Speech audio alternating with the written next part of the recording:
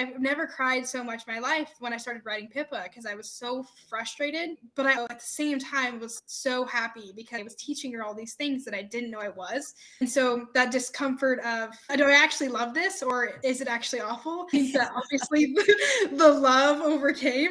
And I think that all trainers experience that. Loving the challenge is the key, and the discomfort and leaning into that. I didn't know that living in that discomfort every day would teach me that I have to experience something uncomfortable and something challenging and frustrating to come out on the other side like a complete butterfly.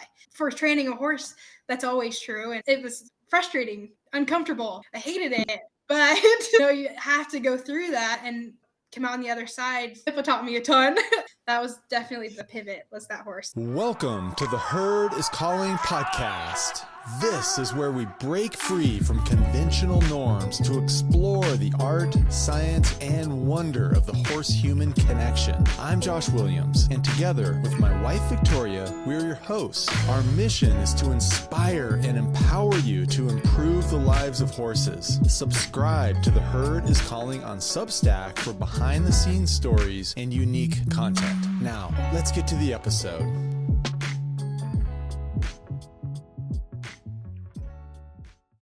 Welcome to our podcast, The Herd is Calling. Today, we are really excited for our guest, Holly Silvey. I'm going to read a little bit about Holly's background. Holly grew up in Bend, Oregon, where she was heavily involved in 4-H and FFA. She competed on her high school equestrian team and horse judging team for several years. Holly took a gap year after high school, serving the Oregon FFA as the state sentinel, where she traveled the state and country promoting youth leadership and agriculture. After the year, she was recruited to Northeastern Oklahoma A&M College to judge horses and ride on the equestrian team. At NEO, she participated heavily as the student body president and received her associate degree in agricultural education. After judging at NEO, she was recruited to Texas A&M University, where she judged horses in the fall of 2021. After her final collegiate competition, Holly has been focused on coaching youth teams across the country and working in extension. She will graduate TAMU with a BS in Agricultural and Extension Education in the spring of 24. Holly is a strong advocate for youth equestrians and future judges, as she spends most of her time volunteering and coaching. She is motivated by the connections and emotional growth experienced when youth are challenged with their equine partner. Welcome, Holly. Hey. Thank you. I'm very excited to be here. Glad you're here. Great. So glad you're here. Yay. A little personal backstory, too, is I started working with Holly. How old were you, Holly, when you guys first started?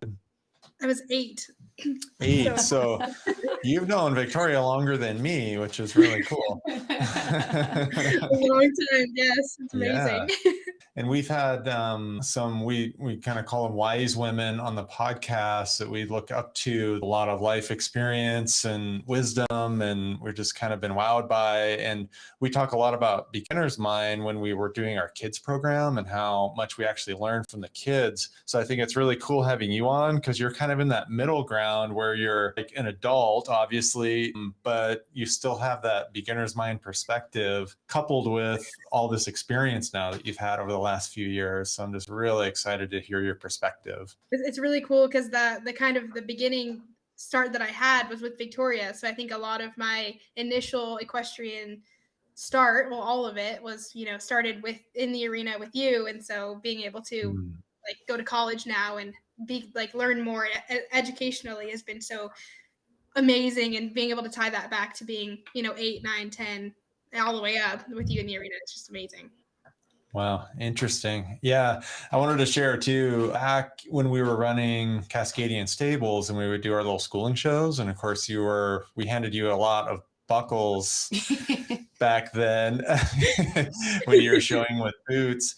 And for me, because I had come on the scene after you, right? And that was literally the first horse show I'd been to. And I was tasked with announcing. So it kind of, talk about trial by fire.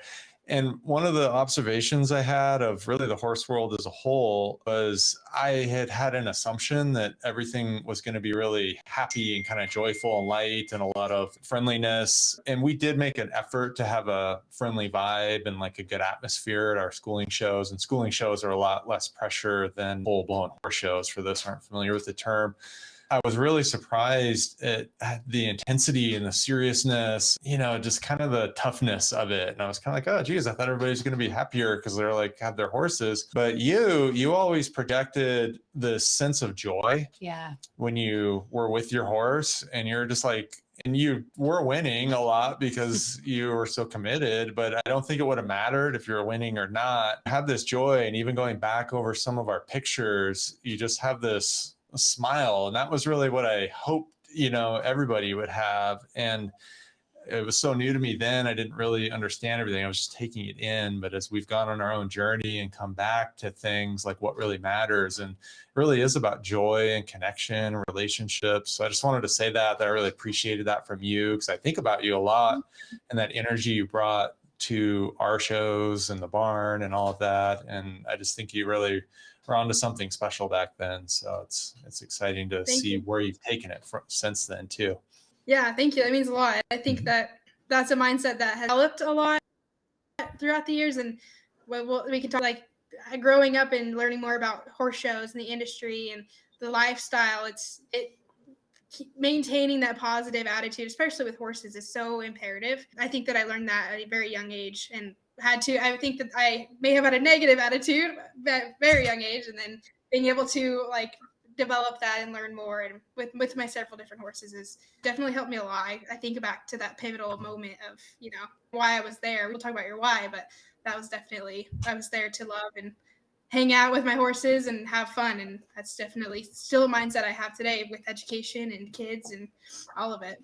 Great. Yeah, that's so important. And yeah, that was, I think, what you were so surprised about. You're like, people, you're here with your horses. You're like spending the whole day with your horse, and you're getting prizes and hanging out with your friends, and like, why aren't you happier? Right.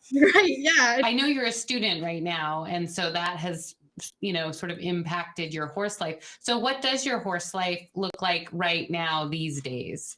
These days, I do a lot more observing than I'd like to be on the ground more, but as being a judge and being in college, it's very hard to have a horse boarded or somewhere or have property.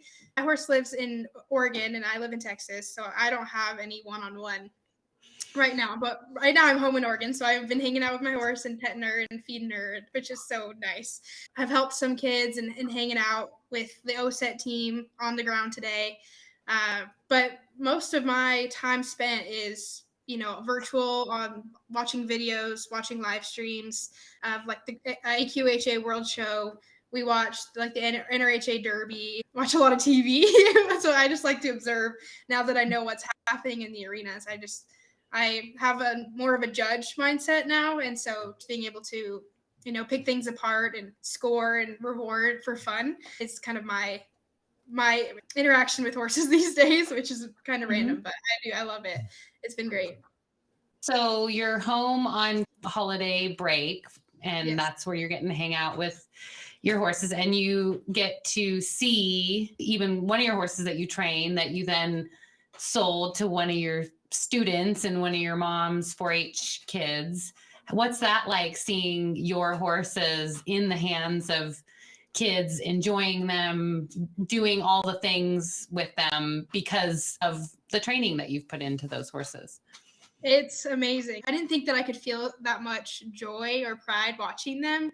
When you grow up, I label myself as a tinker, and I would always tinker with my horse. And I had, the one Boots was my main horse, and I would never settle, and I would always play with her and do things and teach her all these cool tricks. And so I was the tinker, but having these young kids get on and just learn how to sit and how to keep their heels down and putting all of those together on a horse that was always tinkered with. And now she just gets to walk, jog, lope, and loves it and does great at it. And it makes me so happy. I was watching Kaylin with Diamond. She was lunging her, and she just, just talks to her, and Diamond is right there with her every step of the way. They're best friends. She drops her head to put the bridle on, and it's just the connection there. I get a little bit jealous because I'm like, dang, that used to be me. Like I was her number one. I was Diamond's number one. But to watch Caitlin, she just loves her and adores her. And it's so I just want to watch all the time. I mean, I said that earlier. I love just observing and their relationship and Boots and Savannah's relationship. It's just, the horses are great. I think I know that a lot of everything I put into them, it turned out well when I can put a 9-year-old kid on and they fall in love with each other in one ride. That says a lot about the horses, but it makes me feel really good about what I've done with them and the horse's emotional state. They're just, they love everyone and they're not hateful. They're just so broke and kind. And it just makes me so grateful, so joyous. Even living in Texas, watching videos and talking on the phone with them, it's just amazing.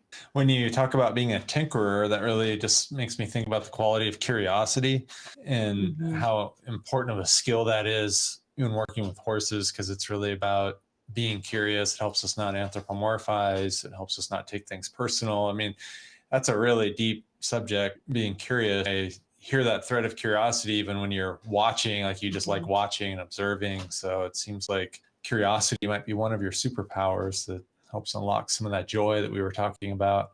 Yeah, I think so as well. From a judge's standpoint, being curious as to how the person get a horse to do that. I mean, if you judge reining, like how does one get a horse to run down the arena, put the brakes on, and love its job at the same time? How is a horse so happy in an arena when it's only been ridden in the arena? Like how does that work? I've had horses that, well, sometimes they get sour, and how do I not make them sour? How do I make them love their job? And so just constantly thinking about how other people do it and witnessing and watching trainers and watching people ride and they're doing with their legs and how they're using their hands. It's just the whole mechanics of it. I love to watch. And as a kid, I would watch Victoria ride at some of the big reining horses. And I'm like, how does she?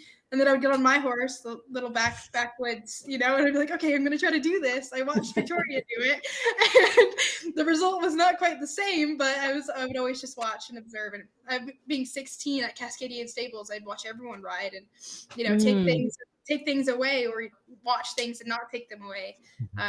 Taught me a lot about how to work with my horse versus how to not. Just a lot of observation. The watching, the observing, the listening, that's it. That's what it is. And listening and thinking about how to help them really enjoy what's going on. I think that does get lost in some schools of thought and some disciplines and worlds. It was one of the people we talked to recently was Jacob. I think you really enjoy watching his podcast. He had a similar experience as a young person, was watching a dressage rider, and he was just so curious how she was getting those movements. And what was his mantra? It was like, how can I help you? Like that was kind of his mantra now with horses. He's just always thinking, how can I help you? Another angle of that curiosity. Yeah, that's a great way to think about it. It's very interesting, especially talk about like dressage horses and like the higher skill level. And it's, you teach these horses all these tricks to do these things and they still enjoy it. Like how their brain is always being filled, your brain's always being filled, and to continue the joyous relationship with your horse and you as you continue to teach them, it's imperative, because you can teach a horse things and they might not enjoy running all the way down the arena and slamming the brakes, but they love their job still, and do you still love teaching them? Imperative. I think when we talk about horses being a mirror, that's almost kind of become a cliche because it's just been so overused. But when you see a horse doing its job for its person and you see the horse doing it with joy, you have to think that's the way or the context that the horse has been trained. From like a judge's perspective, when you see that, it's worth so much reward. I mean, you want a plus, a horse and rider that are the rider's happy and the horse is forward, loving its job, closed mouth. Like you reward that continuously versus a rider that's stern-handed or a horse that's open at the mouth and negative in the ears. Like you're going to take points away. So the relationship, I mean, it's evident in the horse's expression all the time. So I think that's kind of a new thing that's coming in. I think his expression is being rewarded so highly in the shows and in AQHA, to the point where some people are unfortunately faking expression with horses, like earmuffs and injections and so it's that's always, I mean, we talk about industry that happens. So you find judges that reward one thing and then everyone is finding a way to get that one thing out of their horse.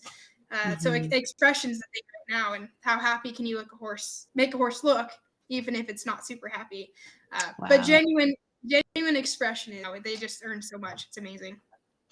That's good. Yeah. And I would imagine that's where your skill as a judge comes in, is being able to discern what's manufactured happiness in the horse, or positive expression, and what's not manufactured, what's really truly the horse liking their job. Completely. And that's the challenge. I mean, that's the challenge every day, especially in the higher stakes quarter horse shows, is what's happening behind the scenes that you don't know about, and what's happening in the arena. Does the horse actually love his job? And that's just always a question in the back of the head. It's really fun when you do find a winner that is happy and it's genuine, and like that. That's why we do it, is for the winners that love their job. Right. That's really interesting. I have quite a bit more questions about that, but before we get into that, I took some notes so I won't forget. I wanted to hit the rewind button and go back to young Holly. And why were you first drawn to horses? I think a lot of it was genetics. My mom rode horses. She's the only one in my family. My grandparents didn't, and my dad didn't, but my mom did. And we had horses in the backyard, and it was a staple. So I was that kid that had, the horse painted bedroom and the horse bedding and the pajamas and the shirts. I was just obsessed, because I think that's just how it worked out. I was gifted a pony, and as all little kids do, I feel like, that have an interest. And the pony was the spawn of a bad omen. She was the worst. I had her. She would buck me off almost every day. I was in the dirt at least twice a week, but I was fiery. It was what I wanted to do. I loved it. The tinkering, playing with horses, and doing all of that started with the pony. I used to go out in her pasture and read her books at night. Like your books to go to sleep. I would go out there while she ate and read her pony books. So that's just how it all began. And then I got Boots, and Boots was a little bit more of a challenge.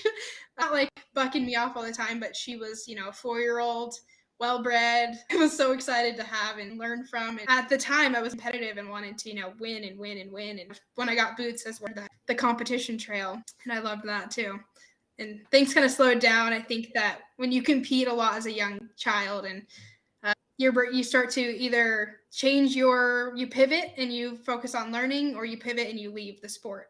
That my pivot was the learning side, and I decided I wanted to expand my brain and observe more. And when I was 16, started working at the barn, and it wasn't about competing anymore. It was just about growing the relationship that I had with my horse and finding joy in riding. That's kind of a quick track, but yeah. So I started with a little pony that liked to see me in the dirt, and then turned into learning.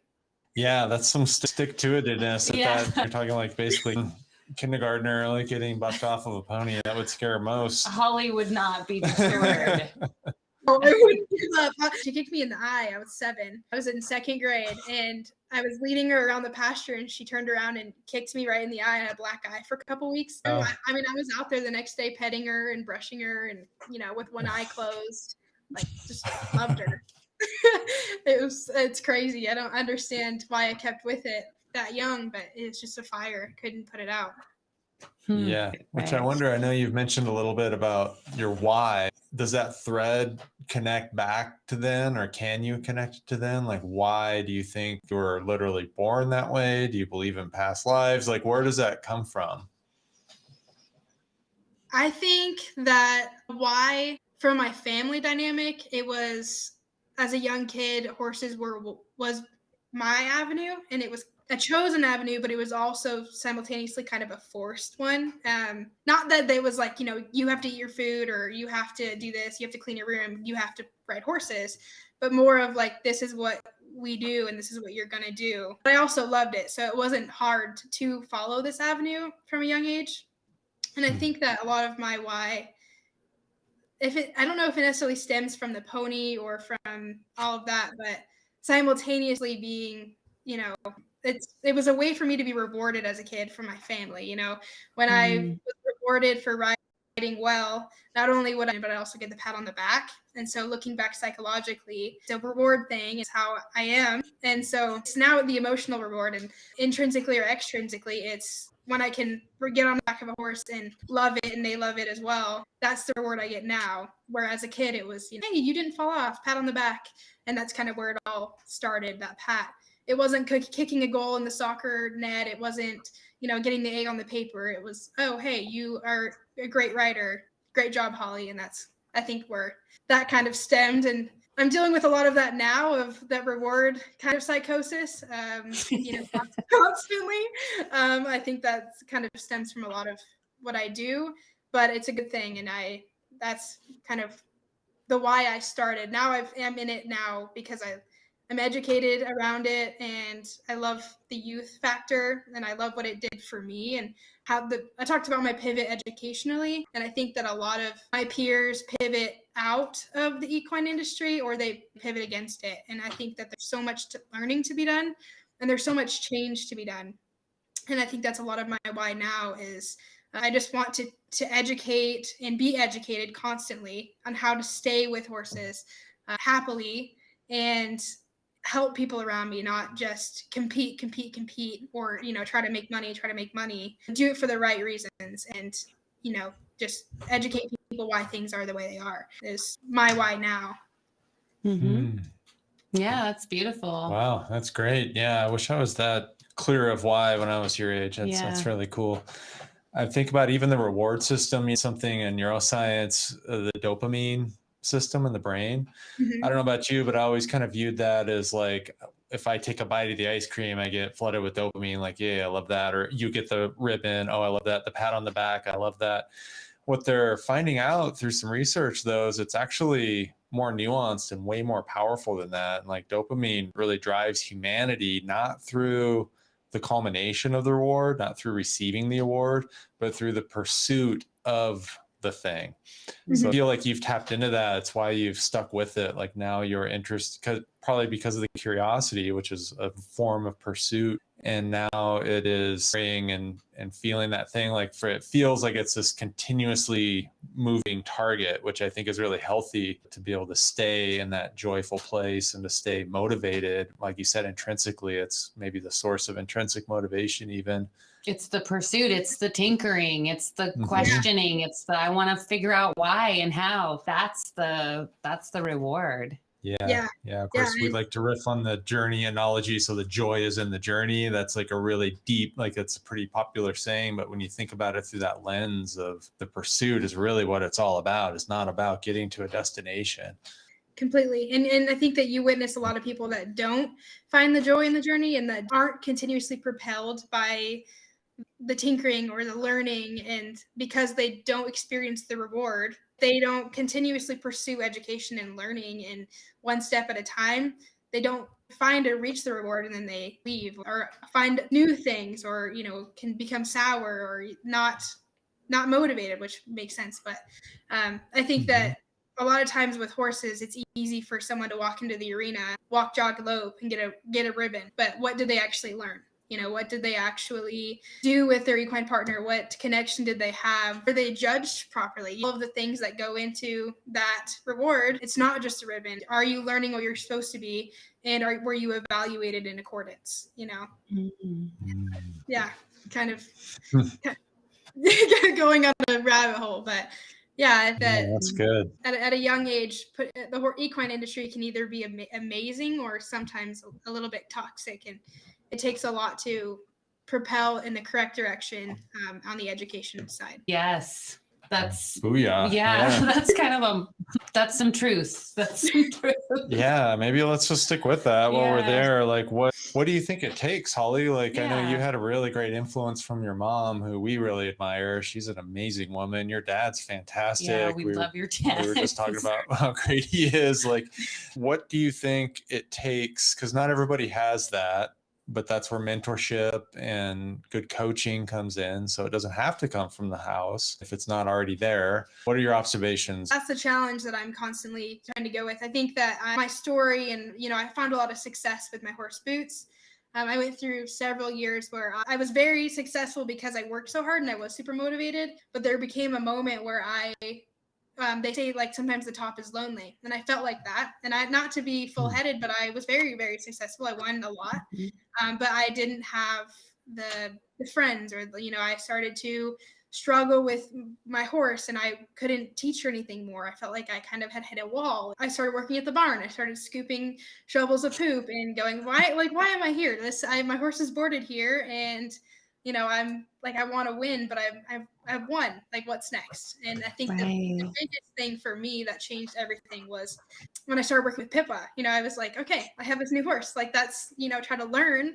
And I kind of dismissed the winning, and I wanted to do it for the learning. And to me, walking into the arena, it was like a new attempt at something, and it was something new for Pippa to experience, and it helped my mindset so much.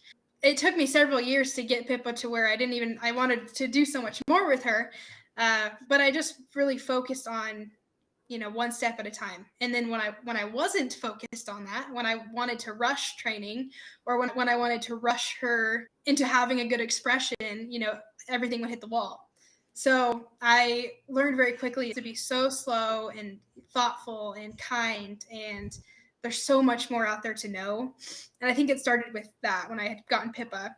And so for me, it looks a little bit different. I think that there were a lot of factors that pivoted on my horse journey, but for more youth, I think that we talked about the reward system, but I think it just needs to be altered. I think that with every equestrian and youth equestrian, there needs to be an educational side. I see a lot with my peers that when I graduated, you know, I stuck with the horses. I kept judging, I kept helping, I continued to learn, and it's been my whole life. I mean, it's every connection I've made. It's every experience I've had. It's going to different states across the country, traveling, meeting best friends. And it's because I pursued education. And I think that as young people in middle school, elementary, middle school, high school, they need to know why. They need to know why their horse acts the way they do. They need to know to take it one step at a time, that it's not all about the buckle at the end of the show. And it's about relationships that you build along the way. And I think that's just, I mean, it's been my story, and I can't help but reflect and think that there's so much opportunity out there for everyone else as well. It's just, you got to get the word out, and you got to keep teaching, and there's education to be done. There's always education to be done. And that's, I continue that. So I guess to answer your question, I don't know if there's necessarily one thing to do. I think I'm still, you know, picking the mind on that, but it's definitely my pursuit. I'm trying to figure out I know what my pivot was, but is there a pivot that works for everyone educationally with their horse journey? Not sure yet. Yeah, no, that's powerful. I do believe the power of information and knowledge is really amazing. Like, I wish somebody had told me that when I was in high school playing sports. I thought it was all about winning, and kind of didn't even realize it was really about the friendships with the people around me and getting close with the mentors and coaches. I didn't really think about that. So maybe if somebody had just simply said, hey, by the way, this is actually what really matters in this whole pursuit, it would have been really helpful. From the educational point of view, you know, Victoria's obviously been teaching forever. And part of what we're trying to do is create a curriculum, a way to share information in terms of a framework. And you talk about why and intention a lot. When we really dug into this, and it was a big personal journey that's ongoing, we're still figuring. I mean, we're basically just like you, trying to figure this out. And I don't necessarily expect to ever figure it out. I really enjoy just trying to figure it out. Yeah.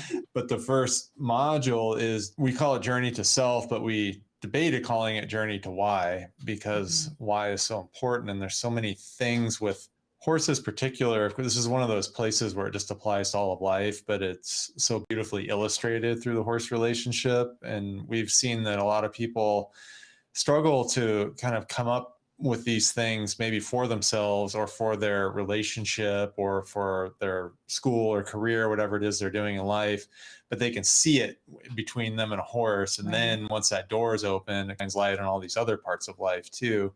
So that finding out your why, your intention behind things, it seems like the educational part said it's not about the buckle, it's about the relationships along the way. It kind of speaks to some of that. Maybe there's an exercise where you cultivate that or share it with your cohort of people or your teammates, you know, something like that. Does any of that resonate with you? The relationships I made in high school with my coaches, in the moment, you don't realize how pivotal they are, like how influential that your high school coach or even your high school teacher, my advisors, my extension agent, you don't realize at the moment how much they will do for you moving forward. And I think that it's easy for you to say, or for my mom to tell me, hey, you gotta, they're going to be in your life forever. You have to talk to them and rely on them. And for a 17-year-old kid to go, no, I'll never see them again. So it's very easy to misinterpret that. But now, I'm 22, going on 23, and those relationships have given me everything. I've worked for my high school mentor for 4 years.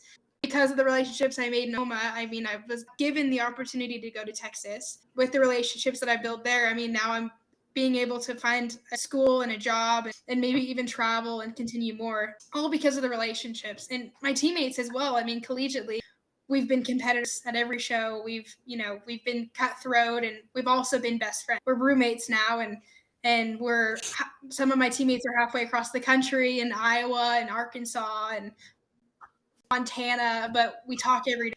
Can send people, we always talk about if you have a flat tire, who you're going to call. But I can firmly say that those relationships have bridged that gap in every state. That's the same, like my teammates, and 3 of my teammates right now are at a huge AQHA show in Tampa, Florida, working, and they're making connections with industry leaders, judges, announcers, scribes. So those relationships they carry on across the country and the equine industry and everything else. And that all started just from choosing to learn about judging. At 16 years old, I chose that I wanted to know how to score and that I wanted to give a set of moral reasons. And now I'm 22 years old, and I know some of the largest judges in the industry, and it's just crazy. It blows my mind. Yeah. But yeah, so it all starts with something small. But I think that the relationships and connections are what make the world spin. I know that now, and Wow. Yeah.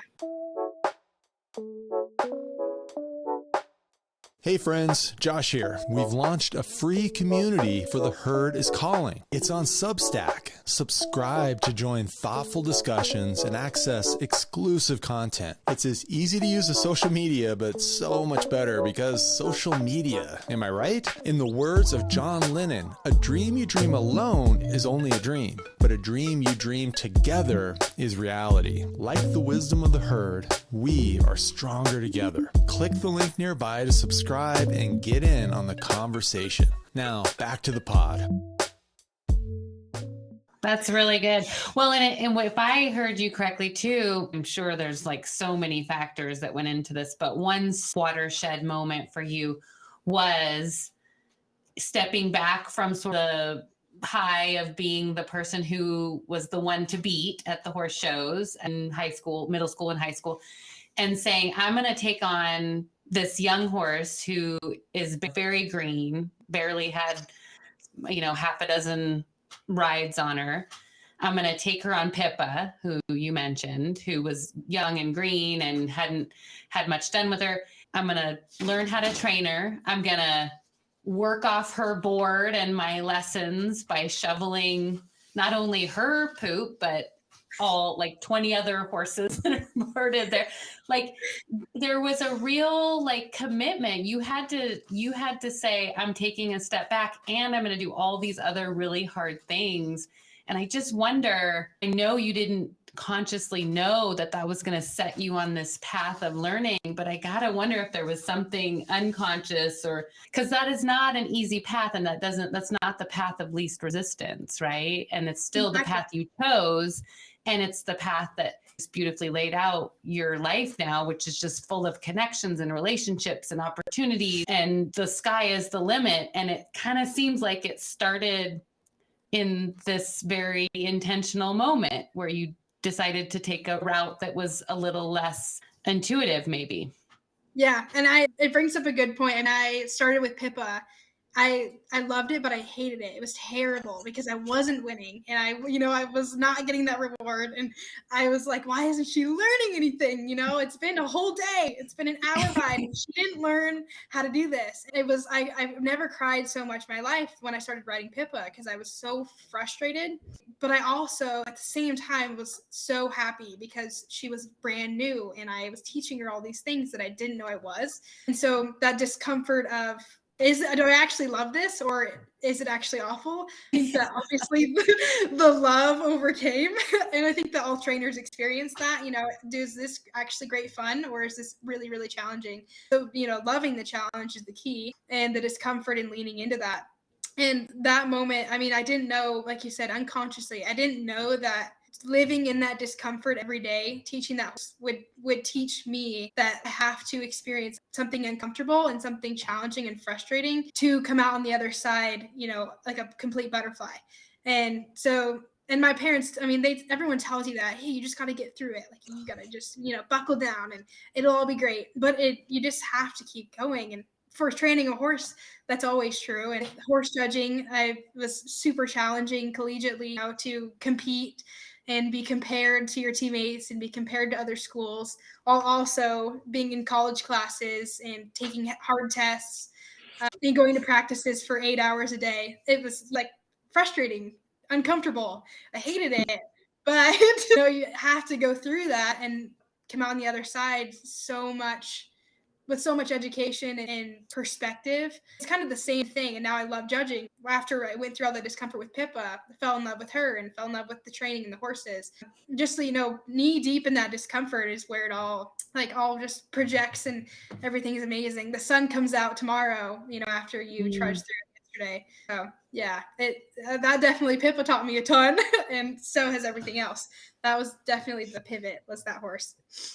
She was a spunky little thing. Yeah. And you guys made She's a great one. So maybe we could fast forward to your collegiate equestrian team experience. There's a whole catch riding format there. Could you explain what that means and what that was like? Yeah, I had never heard of this before until Victoria was telling me about your experience. It was like, that's crazy. That seems talk about hard. That seems really hard. Oh my gosh, talk about it. Yes. So collegiately, I was on an IHSA team, and I was on a team with 20 girls, and I had we had a female coach. So talk about dynamic. That was challenging as well. But we had the catch riding. So we had every school had about 25 horses that were donated, and at any given time you drew out of a hat the horse that you were going to ride that day. And the horses, there was no training done, there was no practice, no prep. You would just hop on at shows, especially you would just hop on.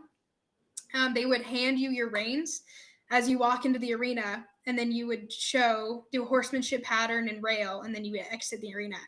So there's no relationship with the horse. You're not actually allowed to pet them.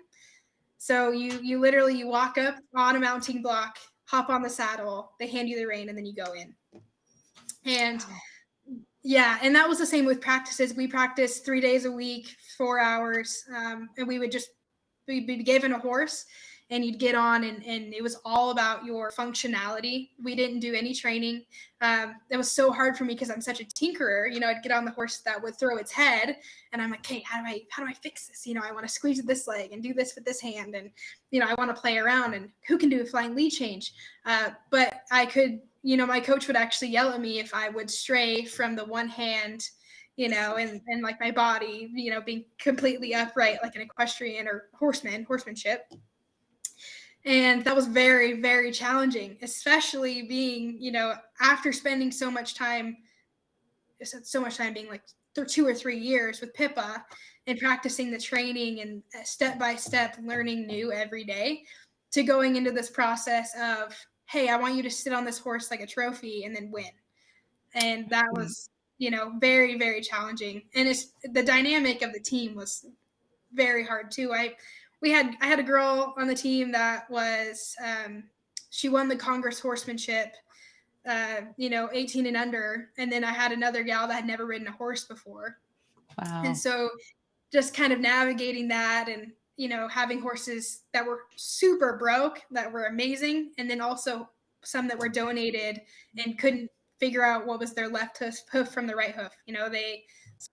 So it was something new every day, but not a whole lot of, tinkering or step by step, day by day. Is very, very different. How do you feel about that format philosophically? I think that it's great for beginner riders. I think that if you enter college and you want to be a part of something, like if you want to be on a team and build relationships, that it's a really great avenue. Friendships made, I'll have the rest of my life. My coach, still talk to. But in terms of mental health on, as a previous equestrian, I loved writing, and I still love writing, and I loved, what I had known being trained and training to, sit on this horse, keep your heels down, don't move your body, and maybe you'll win a ribbon was just, and you don't have any relationship with the horse was just terrible. I mean, you could leave the arena and, obviously probably not win a ribbon. Maybe you did, but still don't know what to be proud of. Like, was I proud of my body, or was I proud of the broke horse that I was sat on? Like, what was actually successful? Because there's not a relationship. I can smile the whole time, and maybe my horse is happy in expression, but that doesn't mean that we did it together. So what really is the reward here? So showing at shows was different. It was we would put a lot of makeup on, and we would dress up and, get all gussied. And then we would get on a horse that we didn't know and expect to bring back a title for our school. And it was just different. And they talk a lot about functionality as riders. And I think that's kind of a buzzword right now, is what's the functional. Is it really truly functional to be, sitting straight up with your shoulders back and your arms tucked into your waist? Or is it functional to be sitting back, a little bit more balanced, and riding your horse? What's actually happening? And that I struggle with that too, especially having a little bit of reining background and sitting back, legs a little bit forward. I'm like, I'm going to fall off. If I sit forward, if my heels are behind me, I'm going to fall off of this rank draw horse that I don't even know. So, what truly is functional? That was very, very challenging. Yeah. Learned a lot. Yeah. What an experience. It sounds like you learned a lot of what doesn't work for you, which is helpful. Mm-hmm. Yeah. But in reverse, I learned, so I didn't do in high school or growing up, was how to keep my body strong. And I struggle with that at a young age with Victoria. I started having back problems because I didn't work on my own strength. And in college, we worked out. We had actual breaks in the school gym where it was equestrian gym practice. And we went and worked out, and I was the strongest I'd ever been. Full body. And I learned that, when you are strong and you're riding every day, you can look great. I mean, you can ride well and you look great functionally, but you also, if I was riding a horse that I was training, I would have done a lot better job, being strong, head to toe. And I have that kind of in my mom's head. She's a OSET coach. I said, these girls need to be strong, practice on standing 2-point and practice, getting off and stretching and, doing some push-ups maybe here and there. And, just make sure that they can withstand riding that much. Because that's very, body health is very imperative, riding that much. That's so cool. Yeah, that's a great observation. Yeah, what a great learning. What I love from that, I appreciate about what you shared, was that you were able to take the best and leave the rest. Yeah. Because I've been in different situations, not with horses, because I've always been with Victoria, but with other things like in body work or music, where sometimes you are in situations where things aren't really lined up, your perfect philosophical world, but you're still able to glean lessons and learn from that. Sometimes it might just be learning what doesn't work, but in your case, you picked up quite a few other things from that too, and probably a lot of great relationships, which is a theme through your whole arc here. Yeah. So whenever you come home, you're volunteering, you're leading and serving, you're helping your mom with her 4-H kids, you're running the county 4-H fair. I mean, my That's goodness. a big deal. Yes. Yeah. Like to anybody that hasn't seen a county 4-H fair, that looks like running around on a 4-wheeler with hundreds of kids and families. It's pure chaos, usually really hot, like could be 100 degrees at a fairgrounds. And that's just the week of the fair. That's not all the stuff before and after. Yeah, that's just the actual fair. Yeah. Sure. You're teaching the neighbor kids how to ride. You're, where does your drive come from? What drives you? My God, woman, what drives you? It's a question I ask myself all the time. I don't know. I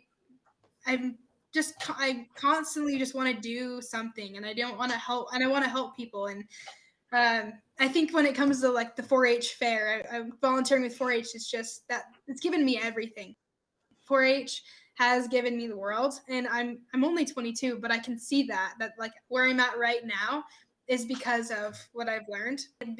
Wearing the green and white and talking about the 4-H's, and it's given me a lot of success, and I can just only hope that I can help some of these youth find success in their own way with what it has to offer. And so, that's my degree is agricultural extension and education, which is 4-H and FFA. So I'm quite literally doing a full circle to teach kids in high school and middle school how to propel into life in all kinds of industries, not just the equine. But, being home, I laugh because I'll be in the house, on my computer watching TV, and Savannah or someone will come over to ride, and I feel like if somebody else would just, it wouldn't faze them. They'd be like, oh, I'm still watching TV. That's great. They're riding. I just can't sit still. Like if someone's doing something I love, I have to join it. If she came over and wanted to go on the 4-wheeler and drive around, I would join in. If she wanted to go, I don't really love much, but like horses, she wants to ride, I'm going to be out there with her watching, maybe, helping her out, but definitely just observing and seeing what's going on. And it's the 4-H, it's riding, it's judging, helping juniors, knit. If I knew how to knit, I would help them. I would be there just trying to, if I could. I love it. You guys love people, you guys love horses, and in Victoria, training and working people, it's the same thing. Kids, agriculture, horses, all of it. That's it. That's what I tick for. It's the best. So yeah, helping with 4-H is easy. That's just, that's just backyard points. But I'm so excited. But I love helping. I don't know where that comes from. I know that it's good to help people, and everyone should spend a lot of their time serving. I just think that's going to be my whole life. That's all I want to do. So, yeah. What are the 4-H's for people that don't know? Yes, please. Okay, so 4-H is an out-of-school youth development program based around agriculture and STEM and motor skills. So every county has a 4-H program. Deschutes County here, we have all of the livestock, small animals, including dogs, horses. We have textiles, so sewing, knitting, everything, crocheting, art, food, baking, and then lots of STEM right now with robotics and things. And it's all a youth development program. The 4-H's are head, heart, hands, and health, and it's kind of just the catchphrase for the program. And I love it. I'm learning all about it in my classes, so that's been really cool too. I was learning like psychologically how it impacts kids. So learning about, how I turned out the way I did. I don't really know if I can pinpoint it, but what it does for people and young people is just so cool. Out of school youth programs are the best. Get your kids involved. Yeah, great.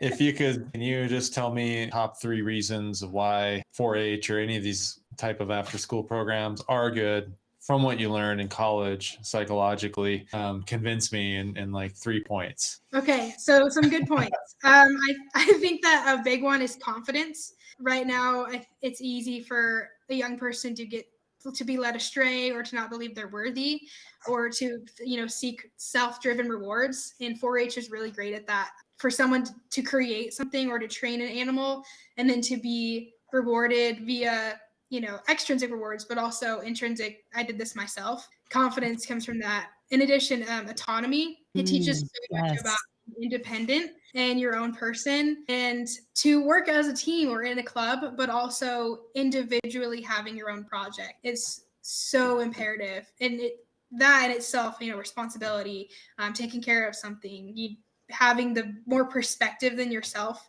but doing it all on your own. And in 4-H, we always talk about the parents should be on the sidelines and the kids should be in the arena. And constantly, it's because autonomy is number one. And then I think that third, so I'm kind of basing off of like a hierarchy, but like a sense of belonging with 4-H as well, and relatedness to peers. There's a lot of relationship to be done with young people in 4-H. And also the cool thing is that it's out of school, so it's chosen.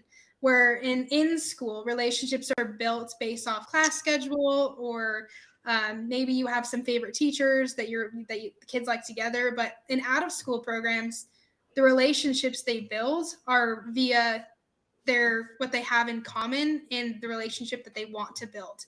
It's not forced like you would think in a classroom. Sometimes they're not forced in classrooms, but sometimes they are, So the out of school relatedness, and hey, you like to sew, I like to sew, we can now be best friends and sew together. Or you like to show cattle and I like to show cattle. We are now related in that way and have that connectedness. And yeah, all of those things that it can give so many experiences and thoughts and skills. But I think that those are, autonomy, confidence, and relatedness. I love it. Okay, I think I would be convinced. That's really cool. I really love the worthiness and belongingness. Those are a couple of things that I've been thinking a lot about lately. Have you ever heard that did some research where people that feel isolated, scorned, or rejected, it fires the same parts of the brain, the pain is the same level as if you were to literally put a lighter underneath their hand. Yeah. It's that. It's an alarming, intense sense of pain. It's that painful. It's on par with that. And I feel like that's what happens a lot in the world right now, whether it's, I suppose like technology is part of it. And of course, I think technology is a tool. It's similar to like money. It can be used for good or bad, but it does create a sense of isolation, I think, especially if you're just kind of alone playing video games or whatever. I think the world just feels more divided. It was like you used to be able to have discussions about politics with people or have disagreements and be able to talk about it. Now it's just like kind of close the door. I'm not talking to you. So that creates isolation. And if you think about it, it's like people are in pain as a result of that. That's not just like an expression. It's actually literally pain if you think about that study. So I think that's really interesting. And to be able to teach kids how to connect and do that at these young ages, it's really powerful. All those are really good reasons. What do you see? And let's maybe just focus on horse 4-H because this is like a horse-centric thing. Where do you think it could improve, or what does it need? Yeah. I think that there's always improvement to be done. We talk about, there's a lot of times where 4-H and industry do not get along. And so you'll see some youth that are, that show at a higher level, that are maybe show on the circuit, or they can maybe afford nicer horses, nicer tack, come into these 4-H shows and rock house, which is great. If they have, that's fine. They have the means, they have the objective and the drive to win and to rock on. That's great.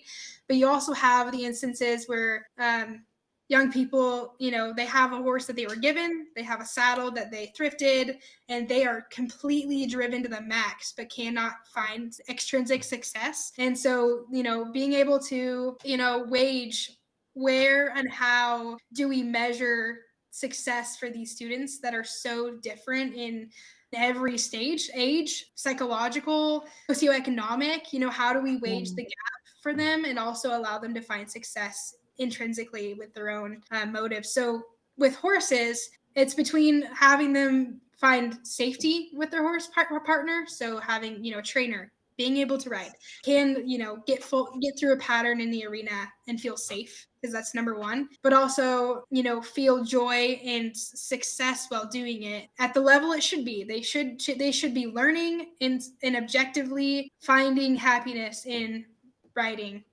period. Or you might have other people come into the arena that want to win all 4 of the buckles. That's great.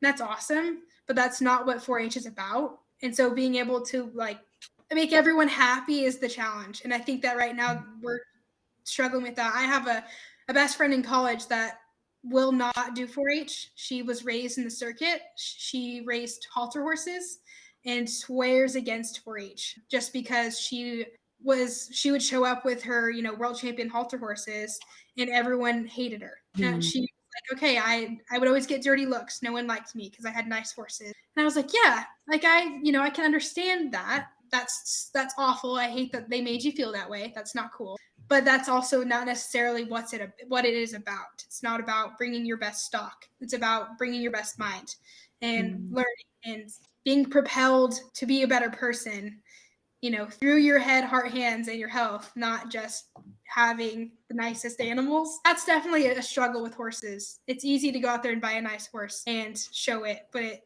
it's not always the best for you. So I think that kind of says a lot about where I was at as a kid too. I was the kid that had the nice horse, and I was the kid that was successful. But changing that mindset is what happened to me. And I think that, I witnessed it running the shows, and I witnessed it working for 4-H for 4 years. It's hard for kids who can't afford things and who work hard but cannot find the success for the reward. It's challenging. It's, how do we level the field? No one knows, or we would. Right. So right. Yeah. Right. That's a thing. And that's a thing in, in every facet of life in the world. And that's a tricky bridge to create. And I don't know that it has been created in any realm. I mean, money is going to be, especially in horses though, money kind of takes over a lot of the times. And yeah, like you said, kind of dilutes the whole point. Right. Yeah. Like, are the kids learning, or are they just surviving? Why are they here? Why do they want to learn if someone's going to come in and just beat them and make them feel bad about themselves, which isn't the goal. But as a kid, you put all your wages on this horse show, and then your horse doesn't act the way you want it to, or, a paper bag flies to the arena, and then, it's just very challenging to wage worth when there's so many factors. That's definitely the challenge. And as a mentor, at running the horse show, it was just so important for me to see people. And there's a lot that happens.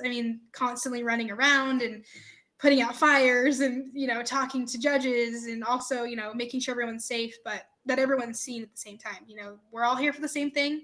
We're all here for kids to grow. We're here for them. And that's it. That's where it should end. We're here for the kids. That's the only reason why we put these shows, that's what needs. I think if that's the one day to the industry, not in the industry, but to 4-H and horse shows, little shows, is that we're here for the kids always. That should be the only reason that we do it as adults.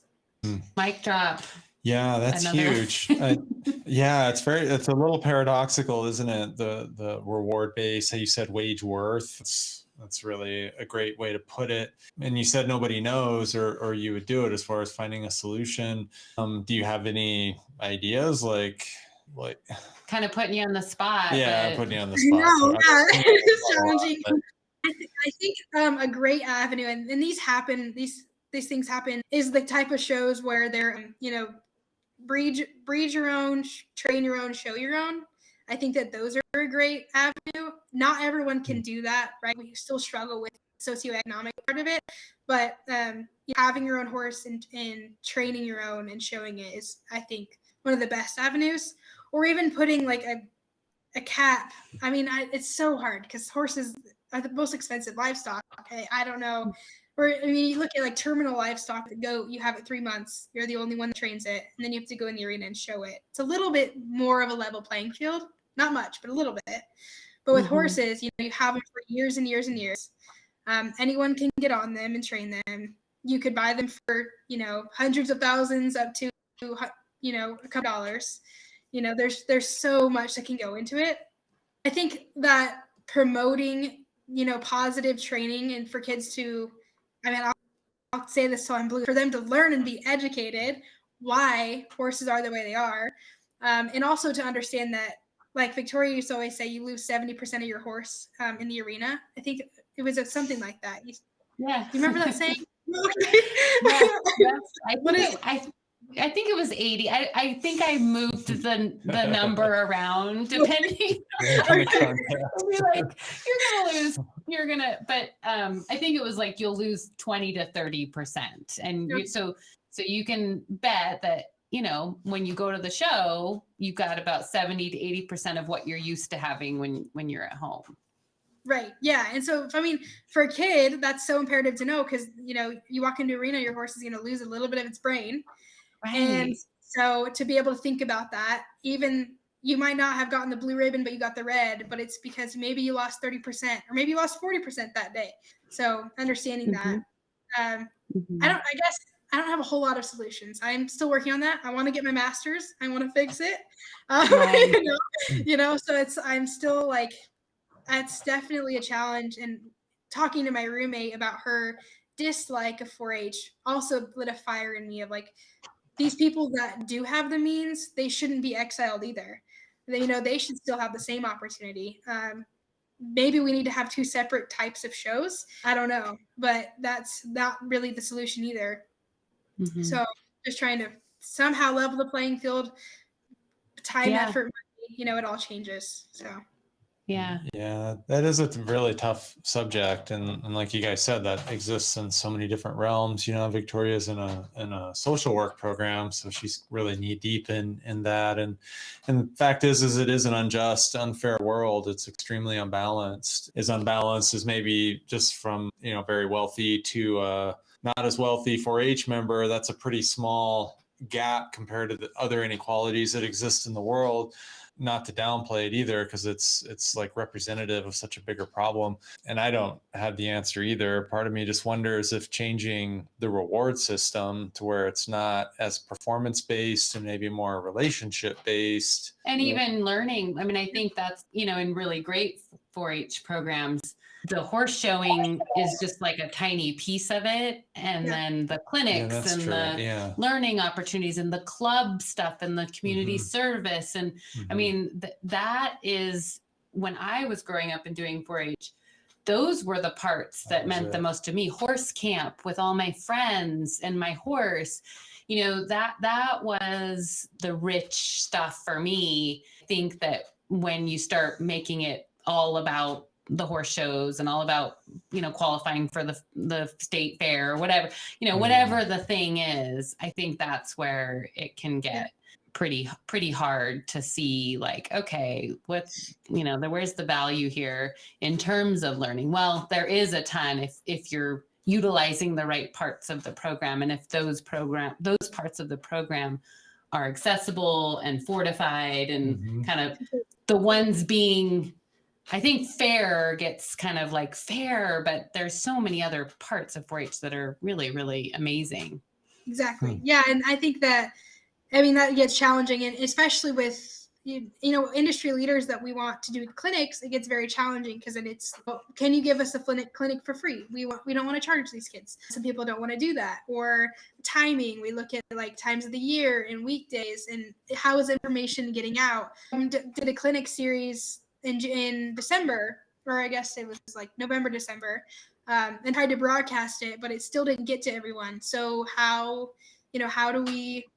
are all these things available? And do these people have social media? Do they have emails? How do we get people to come to horse camp? Can they afford camp? Can they afford meals? Like, like just like you're saying, is it accessible? Does this reach everyone for the right reasons? It's definitely a challenge constantly in all out of school programs, not just 4-H. Right. You look at soccer, Yeah, all it's true there become too. Yeah. like, you got to have quite a lot of money at your disposal to be able to do these things. So yeah, it's another rabbit hole, It's a rabbit hole, yeah. Yeah. But knowing what you know now with the lens that you have, what advice would you give your 15-year-old self? Oh gosh. And what advice would you give your 15-year-old self that you think your 15-year-old self would listen to? I know that's definitely the challenge. I have to think about if I were to talk to like one of the kids I work with. Right. I would say, if I were to talk to myself now, I'd say, don't worry, everything will all work out. Don't sweat the small stuff, which again is easy to say to a 15-year-old that's having a meltdown. But don't sweat the small stuff. It will totally be okay. Talk the talk, walk the walk. Be the person that you are going to be to everybody. Be transparent. And that's easy to say as a 22-year-old, and a 15-year-old might be like, what does that mean? But as you go through high school, I think that there's a lot of influence that can be taken and also given. Just constantly be reminded of who you are and find a hobby and find a group of people that allow you to be transparent and to be who you are. Don't stick to people that want you to be someone else, or stick to a hobby that doesn't make you feel whole. For me, stick with the horses. Maybe for somebody else, play basketball till you can't anymore. Do something that makes you feel alive, especially when you're young. I think that's find a hobby. It helps always to get your mind, kind of away from things. I wrote a note. I said, give more rain. As a kid, I was tinkering stuff on the reins. If I were to talk to one of my kids, I say, just give more rain.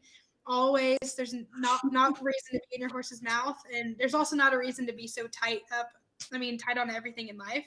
Give more rein, metaphorically, like to yourself. You don't have to be so high strung.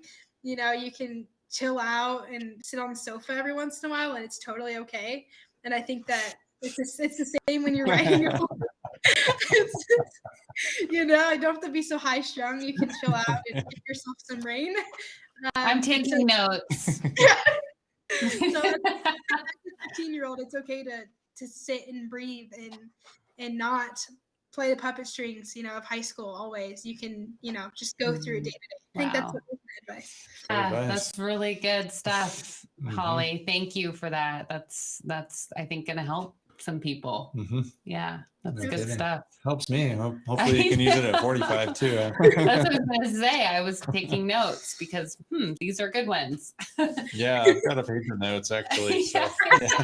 Yeah. You just can give yourself rain. I think that's a good one. I had never thought about that till today. So. I love it. No, we won't keep it. We might use it and we'll credit you. We'll credit you with it. Yes. We'll make a quote card. There we go. A quote card.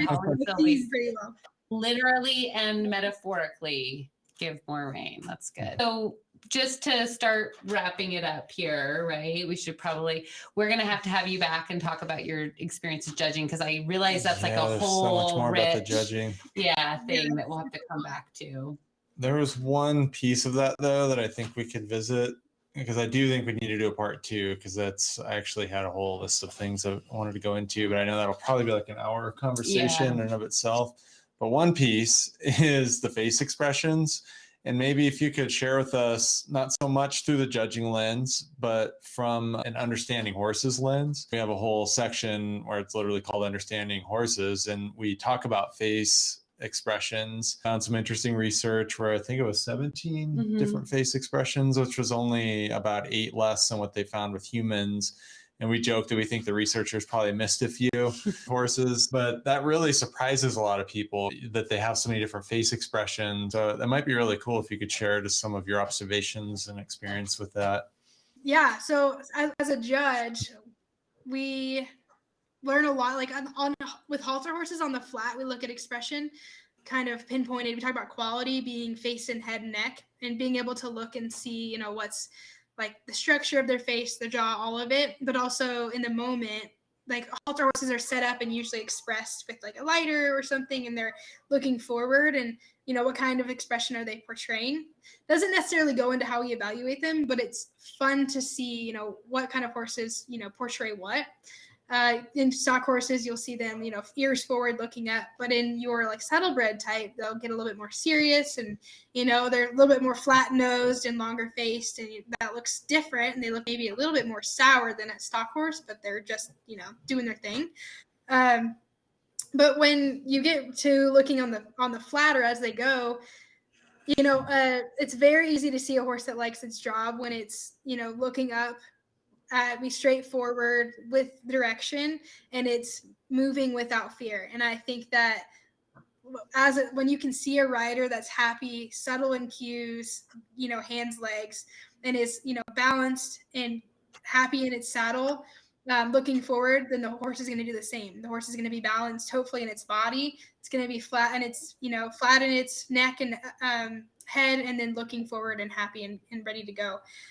In terms of, actually reading what's happening in the face, I couldn't tell you a whole lot, but on the go, I think that an image of a horse and rider that's rewardable is an image of happiness and wanting to be there and wanting to do well. And it's lovely. We hear a lot of judges, like big professional judges, they use the term, they want to win. Oh yeah, that one really wanted to win. I'm going to reward him, wants to win. And for me, that looks like a horse that's happy to be there. That's expressed, like ears forward, closed mouth is a big one. If a horse is open mouthed at all, will dock pretty heavily. And I don't know if that's a new thing. It's something that I've learned. I was, like earlier, pretty heavy handed as a kid. And so I would have known my horse is open mouth, I definitely would have given rein. But now as a judge, I'm like, wow, okay, that horse is closed mouth. That's super rewardable. Because so much could be happening where they could not liking their bit, maybe their bridle doesn't fit, and all the things in between. But yeah, I think expression goes into a lot, and it's just fun to watch. It's way more fun to observe when the horse and rider are happy. Mm-hmm. Yeah. Cool. I remember I remember one time Sean Flarida, who's I think he's up to like $6 million in the reining. He's arguably the best in the world. He said that when he's showing, he's just trying to put the judge in a good mood. And that always stuck with me. Like he just wants to make sure when the judge looks at him, the judge can't help but smile, because that's what's radiating from his ride. And that sounds like kind of what you're saying. And to add on to that a little bit, I know we're kind of wrapping up, but I tell my youth how to judge. I taught them in a way that's not just scoring, but like their own feeling. So I always say a plus raise. So if you're watching something and you go, wow, that's awesome, it's probably a +1 maneuver. And so I'll teach them that. And I'm like, well, if you suck back and you scowl, it's probably a -1 to a -1.5, right? And so I kind of taught them that. And I was like, did you raise your eyebrows or did you scowl? And they're like, scowl. That was bad. Okay, -1, right? So making the judge happy, were they astonished the whole time, where their eyes, holy cow, it doesn't than a +1.5. So that's a great, yes, exactly. And judging's so fun for that reason. I mean, you feel all these emotions and then you have to put them on paper, and it's just the best. If you could only tell people 3 things that are important, or most meaningful about horses, or what horses can teach people, what would they be? I think that a good one is to learn from a horse is that there's joy in everything. They're constantly aware of their surroundings. I mean, peripheral vision, they can see most everything. They're thoughtful and they're thinking and they're licking their lips, and they're with you every step of the way. And I think that as a person, being distracted and observing all corners of the world and enjoying that every step is a whole new perspective that opens so many doors. And so to take that from the horse of just because I'm on a straight track and I have blinders on because I want to get this job done doesn't mean that there's so much more going on around me. To like open those blinders and to see everything is from horses. I think that I've learned that a lot. And I've always been one with blinders. I'm very driven. I'm, single focused. But when I get on the back of a horse, I mean, I can see the whole world. And that's something that for myself is different. And I know that for a lot of people. Another thing that is kind of new, and we talk about building relationships, but for people that are more driven to show and we kind of alluded to this, you lose 20 to 30% of your horse at the show. And any given day, a horse could have a fly land on its back and it's already lost 10%. So why put so much pressure, especially on show days and show horses, for them to be 100%? You'll see, and I'm a complete culprit, but as a judge, I mean, you see people warming up and running their horse to the ground, trying to teach them something 20 minutes before the show. Right. You know, your horse isn't going to learn anything. If anything, you're going to lose another 15% of what they had, and it's just going to create a really sour atmosphere for you and your horse in the pen. I think that as a rider, it's so important to accept who you are and the relationship you have with your horse every step. Even if you're trying to teach them something and you have several weeks to do it, where you've made it that day is where you're going to be tomorrow and where you're going to be the next day, with a little bit added on as you teach them things. But the relationship can only get better in time. It's not going to get better in 10 minutes. So just, especially, I think showing a warm up and a little training session before you get into the arena is not going to do any good. It's going to do worse. So if I can give anyone advice on that, but I mean, relating that to the world, you are who you are every day. You have to work in long times of period to change your life measurably. And so, you know, you just have to accept that one step at a time and continue moving forward. It's not going to happen in 10 minutes. And then I wrote a little note on this. I said, thank your show staff always. As being a show staff and knowing what that's like, it's so nice to be appreciated. But that's not just at a horse show, but all the time. I mean, be gracious, thank people, hug them, care for them, high fives. All of it. Being gracious is so important. And especially in the horse show industry, I mean, there's a lot that gets passed by and there's a lot that goes into the whole orchestra of everything. And so thanking people continuously, it's not easy to be part of the horse world. And so everyone has to fight to love what they do. And so thank them for continuing the horse journey and continuing to learn with their horse. That's good. Dang, that's some good stuff. Good, really good stuff there, my friend. Man, you are a marvel. This has just been really fun. Yeah, I've learned a lot. It's been illuminating. It's been inspiring. It's been interesting. It's been counterintuitive a couple times. Mm-hmm. It's just been great. Some paradox in there. Lots of paradox, which we're coming to find the more paradox there is, the closer you are to the truth. So that, you kind of been weaving a beautiful truth through paradox in this conversation. I really appreciate it. I just can't wait to do it again. Yeah, exactly. Yeah. We'll come up with a part 2. We've got a lot more to talk about. I know you do like some webinars and some trainings and things like that, but we'll make sure and keep people in the loop if anybody's interested in kind of keeping track of you and your story and things that you're teaching and offering as it happens. And I think you're in our Facebook group, our Holistic Horsemanship Facebook group. Okay. So people can reach out if they just want to, after hearing the podcast, say thank you for that beautiful conversation. They can find you in our Facebook group. And for anybody who laments about the future, this has just been or is worried or, whatever. I just want to say Holly Silvey is part of our future. And I am just like so thankful and full of gratitude for that fact. So thank you. Yeah, I have a lot of hope and optimism. I appreciate that. Yeah, definitely. I mean, I'm young, but I'm continuing to learn and I'm excited. I'm ready to change the world. I got a pair of socks the other day that said, I'm busy making a difference. Mom got for me. And I'm like, yeah, every day. That's great. Yes. Okay. That note. Yeah. Right? On that note, until next time. Yes. Thank you. Thank you, Holly. We'll be in touch. Guys. I appreciate it. Yeah, the pleasure's ours.